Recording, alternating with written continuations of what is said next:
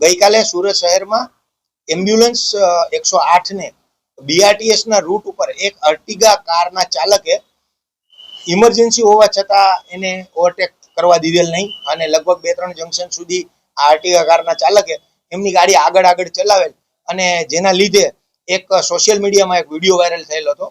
તો આજરોજ અમારા ટ્રાફિક વિભાગના ડીસીપી સાહેબ, અમારા જેસીપી સાહેબ અને અમારા એસીપી શ્રી ટંડેલ સાહેબ દ્વારા અમોને એક ટીમ સ્વરૂપે આ અર્ટિગા કારના માલિકની શોધખોળ અર્થેની કામગીરી સોંપેલ હતી, જેમાં મોઇનુદ્દીન મોહમ્મદ અલ્તાફ ચાંદીવાલા બીબીની વાડી રાણી તળાવ ખાતેથી અમે આ કારને વેરીફાઈ કરી અને કાર ચાલક અને વાહનને અમે ટ્રાફિક શાખામાં આજરોજ લાવેલ છીએ.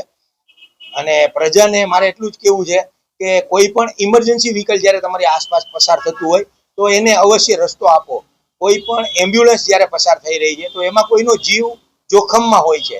ઘણી વખત ફાયર ફાઈટરો ઓવર સ્પીડિંગમાં જતા હોય તો એનું કારણ એટલું જ હોય કે એ કોઈ જગ્યાએ આગનો બનાવ બનેલો હોય.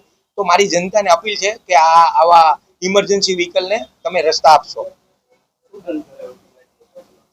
BRTS નો નિયમ પ્રમાણે 1000 રૂપિયા દંડ થતો હોય છે અને એમની પાસે કારની PUC નહોતી એટલે 1500 રૂપિયા જેવો દંડ એમને ટ્રાફિક વિભાગ દ્વારા કરવામાં આવેલો.